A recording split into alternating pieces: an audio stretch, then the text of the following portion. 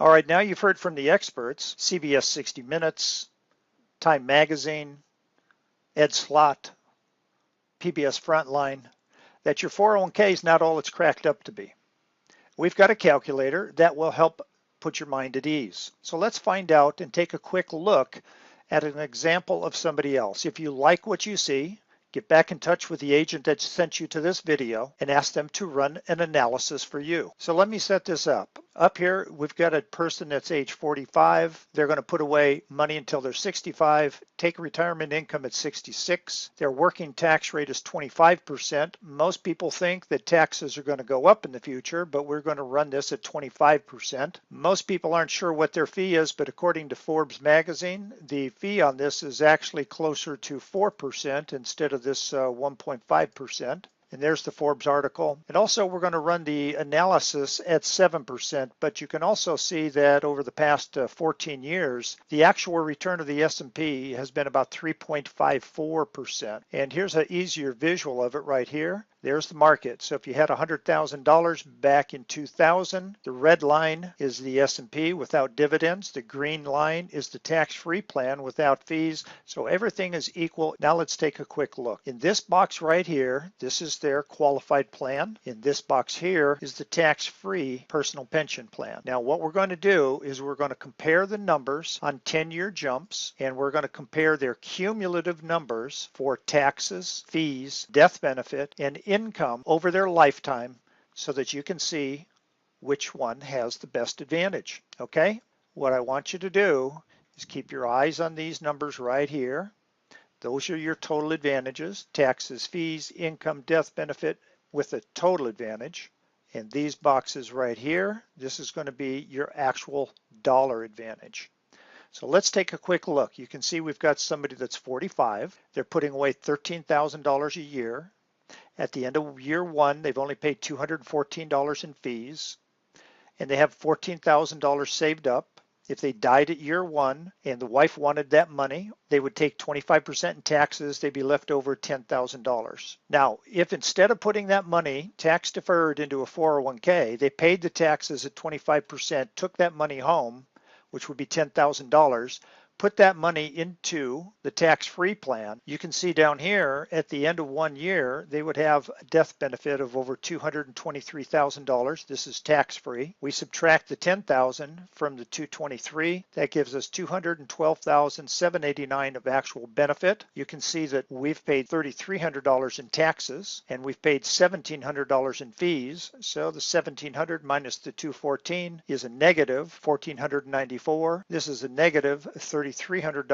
These two numbers get subtracted from the death benefit. So our total advantage at this point is 207. The death benefit advantage is 212. Now what we're going to do is we're going to jump up to age 65. So there's 10, there's 20 years. And now let's take a quick look. Taxes, we've paid $70,000. And because this is tax deferred, they've paid nothing at this moment. The fees now are $72,000 versus $35,000. So we're $37,000 less in fees. We're not taking any income yet. The difference in death benefit is $393 versus $626, which is $232,000. The total advantage is over $200,000. Now let's jump up to age 66. This is when income starts coming out. The tax-free plan is going to pay $41,000 at 7%. And this again is tax-free. In order to get $41,000 from their current plan, their taxable plan, they've got to take out $55,000, pay $13,000 in fees in order to get the same net spendable income. So there we are. We're starting to get income. Again, income hasn't changed, but if you'll notice right down here, they're going to be running out of money at age 77. Let's jump up to age 78 when all of the income is gone, and you can see that the most amount of income they took home was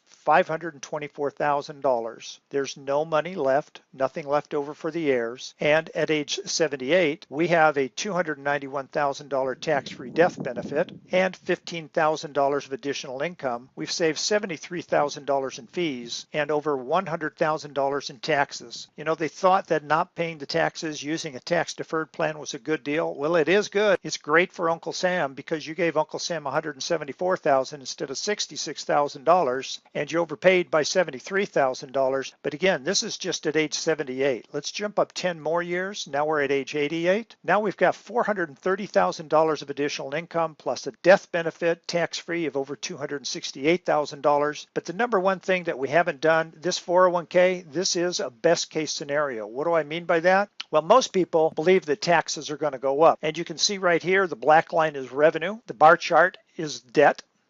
And most likely we will see taxes go up in the future. So let's just move those taxes up to 35%. When I do that, take a look at age 77. I'm going to hit enter, and now they're out of money at age 75. This tax-free plan, it goes up to 120. We're showing 110. In addition to that, we're showing 1.5%. Forbes magazine says the average is 4%. So let's bump this up to, let's just say 2%. And at 2%, they're now out of money at 74. We're now up to $569,000 of additional income plus $268,000 in death benefit. But remember this chart right here? Well, if you look real close, the 401k made about 3.5% over the past 15 years. They don't think it's going to be much better. We're going to continue to see losses. So instead of 7%, let's just say that we move that down to 5%. And remember, when you retire, you're going to move most, if not all of your money into a very low risk platform. So when we hit 5%, now take a look, they're out of money at age 71. We've provided over $681,000 of income tax-free and over $268,000 of tax-free death benefit. So here's the simple question. Would you like to see what your numbers would look like? If you do, go back to the person that sent you to this website and ask them to run the IUL Total Advantage Calculator so that you can have a side-by-side comparison and see how much you're truly paying on your 401k, how long your money will last, and whether or not that 401k is really the best place to put your dollars. Thank you very much.